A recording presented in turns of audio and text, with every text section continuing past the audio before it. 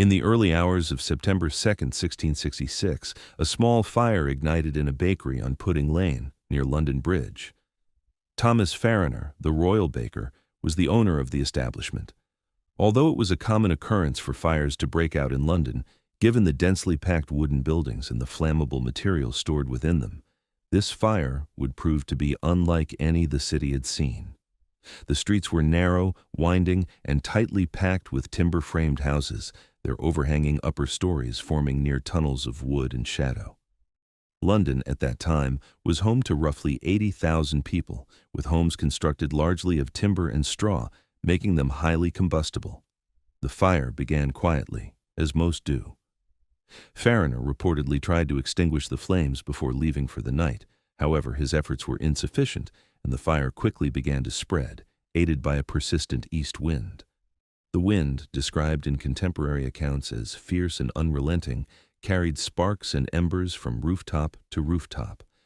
Within a matter of hours, the fire had leapt from Pudding Lane to neighboring streets, igniting wooden beams and thatched roofs, leaving small pockets of destruction that quickly joined together to form a vast, unbroken blaze. The citizens of London initially reacted with confusion and disbelief. Firefighting methods at the time were rudimentary. Leather buckets were passed from hand to hand in human chains, and primitive fire hooks were used to pull down burning material in hopes of creating fire breaks. Yet the scale of the blaze rendered these efforts largely ineffective. The flames consumed everything in their path. Entire streets were engulfed, and the fire seemed unstoppable. Chroniclers of the time described scenes of people fleeing their homes, carrying whatever belongings they could salvage, only to watch them consumed in moments. The roar of the flames and the crackling of collapsing timber filled the city, a terrifying soundtrack to the chaos that unfolded. One of the earliest and most persistent rumors surrounding the fire was that it had not been an accident. Londoners were quick to suspect foul play. A number of theories emerged, each more sensational than the last. Some suggested that foreign agents, particularly the Dutch, had set the city alight in retaliation for recent conflicts and trade disputes. England and the Dutch Republic had been engaged in the Second Anglo-Dutch War, a conflict that had left animosities simmering, and some citizens believed the fire was a deliberate act of sabotage. Another version of the story accused Catholics of orchestrating the destruction. Anti-Catholic sentiment was high in London at the time, fueled by decades of political tension and fear of religious subversion. Some rumors even claimed that the fire was part of a conspiracy to depose King Charles II, designed to destabilize the monarchy and incite rebellion. Historical evidence suggests that these rumors were largely unfounded. There is no concrete proof that the fire was deliberately started. Modern analysis indicates that the fire was accidental, beginning in Farriner's bakery and spreading due to the city's architecture and materials. Yet the rapid proliferation of these rumors demonstrates how fear and uncertainty can amplify disaster, turning a tragic accident into a narrative of conspiracy and intrigue. As the fire raged on, the physical consequences became increasingly apparent. Within the first day, reports indicated that dozens of houses had been destroyed and tens of thousands of people were rendered homeless. London lacked a formal fire brigade, and the responsibility of controlling the blaze fell to local authorities, citizens, and militia. Attempts were made to demolish houses to create fire breaks, but the speed of the fire often made such interventions futile. In some areas, entire neighborhoods were reduced to ashes before firefighters could intervene. The thick smoke filled the sky, blackening the horizon and casting an eerie gloom over the city. Survivors described scenes of unimaginable destruction. Families fled with only the clothes on their backs, and possessions that had been accumulated over years vanished in minutes. Livestock, trapped in burning barns, perished, and the Thames River became a refuge for both people and animals seeking safety from the encroaching fire. Those who could reach the river watched helplessly as the fire consumed the city from a distance. Some chroniclers noted that the intense heat was so powerful it caused the metal hinges and locks of doors to melt, leaving charred remains behind. Despite the immediate focus on survival, the fire began to reveal deeper social consequences. London's population included a significant number of the poor who lived in the most overcrowded and flammable neighborhoods. These communities were hit hardest, with entire streets of densely packed houses reduced to ash. Many of the poor had no means of escape and were forced to sleep in makeshift shelters or along the riverbanks. The wealthy were somewhat more protected, as their homes often had stone walls and private courtyards, but they too were not immune. The fire spread indiscriminately, destroying property regardless of social standing. In the midst of the chaos, official responses were slow and inconsistent. King Charles II and his brother, James, Duke of York, took steps to coordinate firefighting efforts, personally inspecting affected areas and issuing orders for the construction of fire breaks. The king ordered the demolition of houses in the path of the fire, hoping to halt its advance, and used artillery to blast down streets in a desperate attempt to stop the flames. Yet, even royal intervention could only do so much. The fire continued its relentless progression through London, leaving behind a trail of devastation that would reshape the city physically, socially, and economically. Amid the destruction, reports of violence and opportunistic crime began to circulate. Some citizens took advantage of the chaos to loot abandoned homes, while others were falsely accused of arson or sabotage. The fire had not only destroyed physical structures, but also weakened the social fabric, creating opportunities for fear, suspicion, and exploitation to flourish. The courts and local authorities struggled to maintain order as thousands of displaced citizens sought shelter and assistance, placing immense strain on available resources. Another notable aspect of the disaster was its psychological impact. The citizens of London were already recovering from the trauma of the Great Plague of 1665, which had killed tens of thousands. The fire compounded their suffering, creating an atmosphere of fear, grief, and uncertainty. Many interpreted the fire as divine punishment, a common belief in a time when religious explanations were often used to make sense of catastrophic events. Sermons, pamphlets, and letters of the period frequently framed the fire in moral terms, suggesting that London's sins had provoked the disaster. In some accounts, survivors recounted visions and omens, further amplifying the sense of apocalypse that gripped the city. The fire also had practical implications for commerce and trade. London was a center of economic activity, and the destruction of warehouses, shops, and markets disrupted supply chains and led to widespread shortages of food and goods. Merchants faced enormous losses, and insurance practices of the period were rudimentary at best, leaving many without compensation. The financial toll extended beyond the immediate damage, as rebuilding the city would require years of labor, materials, and investment. As the fire entered its second day, the magnitude of the disaster became fully apparent. Entire districts were gone, reduced to smoldering ruins. St. Paul's Cathedral, one of the city's most iconic structures, was engulfed, its roof collapsing under the intensity of the heat. The sound of timber falling, chimneys crashing, and glass shattering became a constant backdrop, creating a sense of unending catastrophe. Thousands of residents were forced to flee into open fields and along the banks of the Thames, seeking refuge from the flames. Temporary camps and makeshift shelters sprang up overnight, providing minimal protection from the elements and little comfort in the face of such widespread loss. Throughout this period, communication was limited. News traveled slowly, and many citizens were unaware of the full scale of the fire until they encountered it firsthand. Messages sent to surrounding towns and regions warned of the disaster, but the lack of organized response mechanisms delayed aid. Neighboring towns sent supplies and assistance, but the immediate priority remained survival and the protection of property.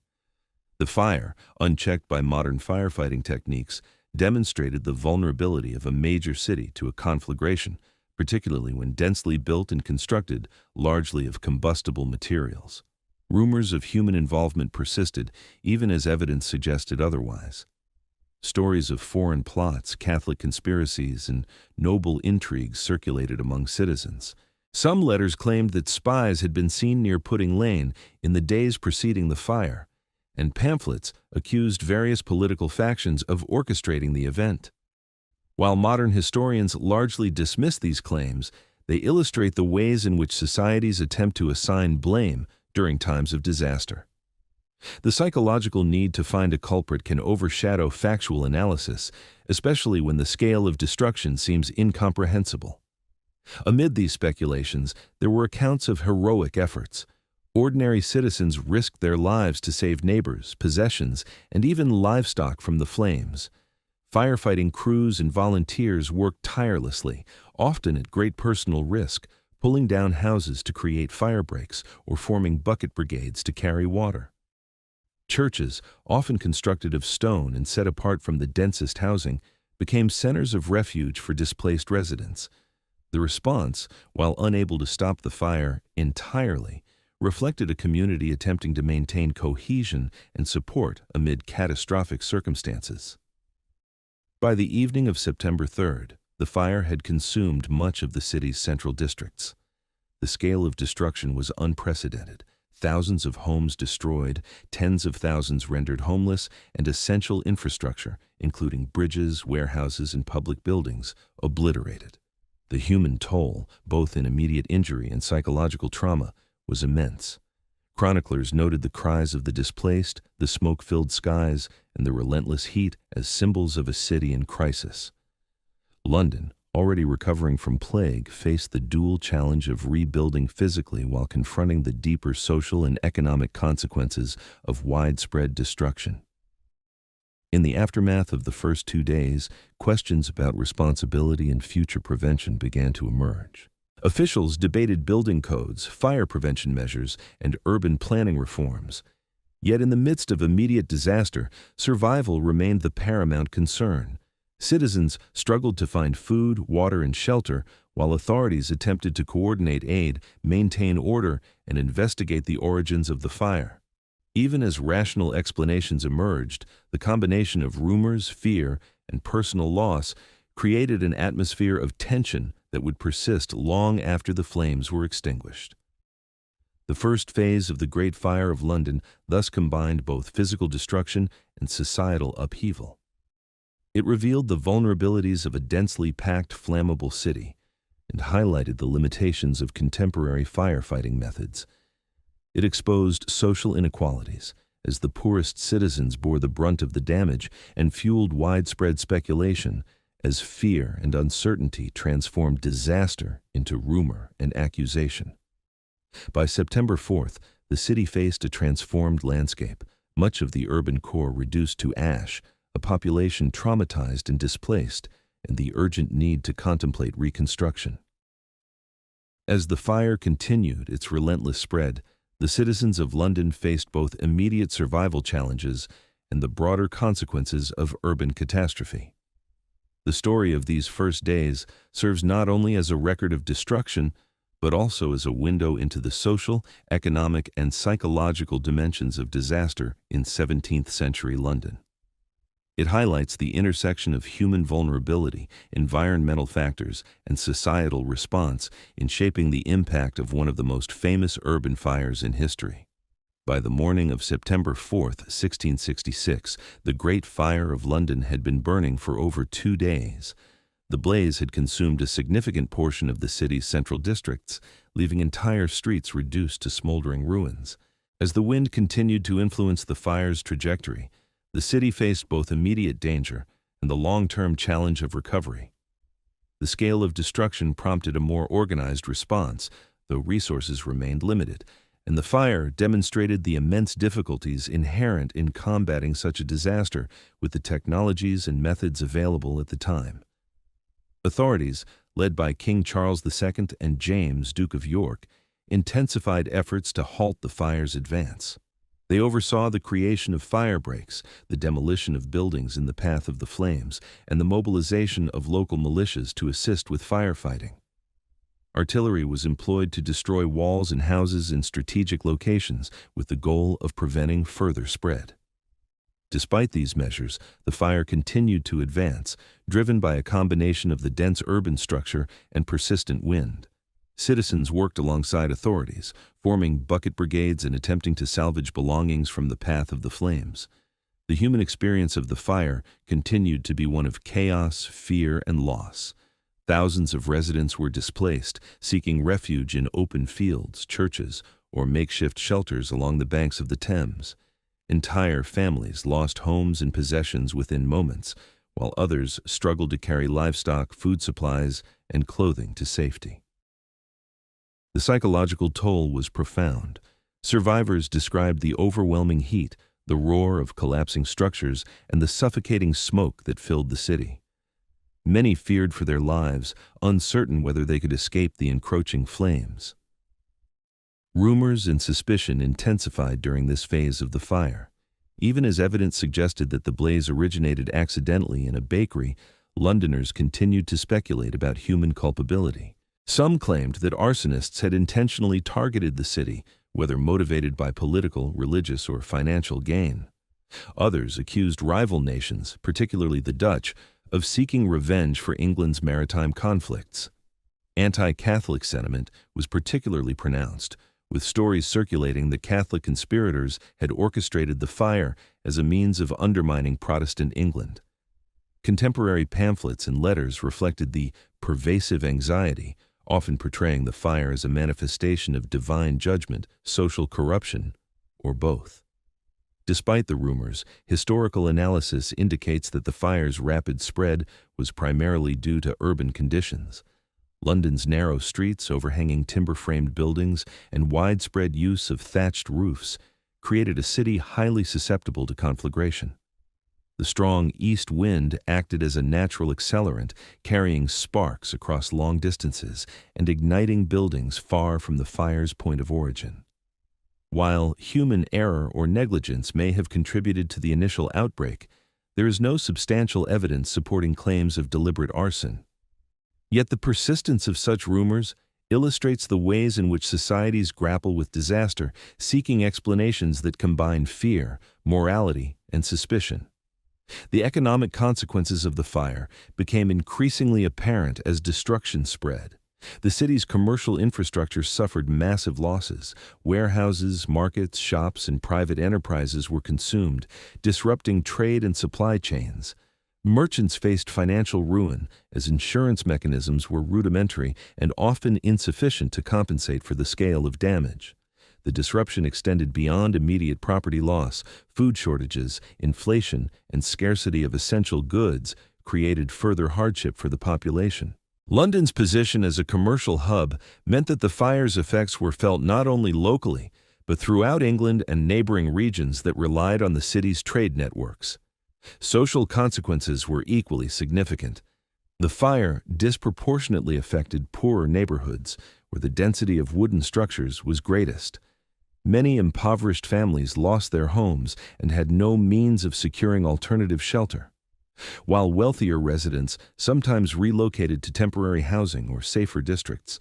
The poor were left to survive in open fields, churches, or along the river, often without adequate food or water. The disaster highlighted existing social inequalities, exposing the vulnerabilities of marginalized populations during times of crisis. In addition to immediate loss, the fire altered the physical landscape of London permanently. Iconic buildings, including the majority of St. Paul's Cathedral, were destroyed. The city's architectural heritage, much of which had existed for centuries, was reduced to ashes. Streets that had existed for generations were obliterated, requiring complete reconstruction. The devastation prompted reconsideration of urban planning, fire prevention measures, and building regulations. Stone and brick gradually replaced timber as primary construction materials, and streets were widened to reduce the risk of future fires spreading unchecked. The fire's impact on governance and civic organization was also notable. Local authorities, initially overwhelmed, were forced to coordinate large-scale efforts for relief and reconstruction. This included distribution of food, temporary shelter, and medical care, as well as oversight of rebuilding projects. The government's response demonstrated both the limitations of contemporary disaster management and the importance of organized civic intervention. King Charles II himself took a visible role in relief efforts, inspecting affected areas, issuing directives, and attempting to reassure the population. Among the human stories of the fire, accounts of both heroism and opportunism emerged. Ordinary citizens risked their lives to save neighbors, recover belongings, and contain the fire where possible. Simultaneously, some individuals exploited the chaos to loot abandoned properties, creating tension and conflict amidst the broader disaster. Legal authorities faced the challenge of maintaining order while addressing widespread displacement and devastation. Courts and city officials worked to prosecute cases of arson, theft, and disorder, though evidence was often difficult to gather amid the ruins. The fire also had long-term cultural and psychological effects. Londoners, already traumatized by the Great Plague of 1665, were forced to confront another catastrophic event within months. Collective memory of the disaster shaped perceptions of urban vulnerability, divine judgment, and social responsibility. Sermons, pamphlets, and personal diaries recorded the event in moral and religious terms, interpreting the fire as both punishment and a call for civic reform. Fear, grief, and awe combined to create a shared narrative of survival and loss that would influence the city's identity for generations. By September 5th, the fire was largely under control, though its effects continued to reverberate. The city faced the monumental task of rebuilding. Tens of thousands remained homeless, streets were littered with debris, and essential services were disrupted. Emergency shelters and makeshift housing were established, and temporary markets were organized to provide food and supplies. Rebuilding efforts would extend for years, fundamentally transforming the city's urban structure, architecture, and social landscape. The Great Fire of London also prompted lasting reforms in fire prevention and urban planning. Officials recognized the need for wider streets, stone or brick construction, and regulations to limit flammable materials. Firefighting techniques were gradually improved, and organized fire brigades were established in subsequent decades. While such reforms could not undo the destruction, they reflected lessons learned from the disaster and a commitment to mitigating future risks. Despite these practical outcomes, the fire left an enduring imprint on London's social consciousness. Stories of loss, survival, and heroism were preserved in letters, diaries, and official reports, providing future generations with both a factual record and a human perspective on catastrophe. Rumors and conspiracy theories persisted for years, reflecting the ongoing struggle to reconcile human perception with the randomness and scale of disaster. Even as evidence clarified the accidental nature of the fire, the narratives surrounding it shaped public understanding of responsibility, morality, and vulnerability. In examining the consequences of the Great Fire, it becomes evident that the disaster was not merely a physical event, but a social and psychological phenomenon. It revealed the fragility of urban life, exposed the inequities of society, and catalyzed changes in governance, architecture, and emergency planning. The fire's immediate victims, those who lost homes, livelihoods, and possessions, experienced profound trauma, yet the city as a whole was compelled to rebuild stronger and more resilient. The human response to the disaster also highlights the duality of human behavior under extreme stress. Acts of courage and altruism existed alongside opportunism and suspicion. Citizens displayed remarkable resourcefulness, from salvaging belongings to assisting neighbors, yet the breakdown of normal social structures allowed fear and rumor to flourish. These dynamics illustrate the complex interplay between individual action and collective experience in the context of urban catastrophe. By the end of September 1666, the physical flames had been extinguished, but the social and economic effects endured. Approximately 13,000 houses had been destroyed, along with 87 parish churches, numerous public buildings, and the iconic St. Paul's Cathedral. Tens of thousands of Londoners were left homeless, their lives upended by the sudden loss of property and security. The city faced years of reconstruction, and the psychological scars of the disaster persisted in the memories of survivors and the written records of the time. The Great Fire also served as a historical marker, illustrating both the vulnerabilities and the resilience of early modern urban centers. It underscored the importance of urban planning, fire prevention, and civic coordination, providing lessons that informed future approaches to disaster management. At the same time, it highlighted the human tendency to seek meaning and assign blame, as rumors and conspiracy theories circulated despite the absence of evidence for intentional arson. In conclusion, The Great Fire of London represents a convergence of natural, architectural, and human factors that produced one of the most catastrophic urban fires in history. From its origins in a small bakery on Pudding Lane to its spread across the city's densely built streets, the fire exposed vulnerabilities, tested resilience, and reshaped both the physical and social landscape of London. While modern historians attribute the disaster to accidental causes and environmental conditions, the enduring stories of fear, suspicion, and heroism reveal the deeply human dimensions of living through catastrophe. Ultimately, the fire's legacy extends beyond the ashes. It transformed urban planning, emergency response, and public consciousness, leaving lessons about risk, responsibility, and resilience that remain relevant to this day. The Great Fire of London, remembered in chronicles, paintings, and cultural memory, stands as a testament to both the destructive power of fire and the capacity of human societies to endure, adapt, and rebuild.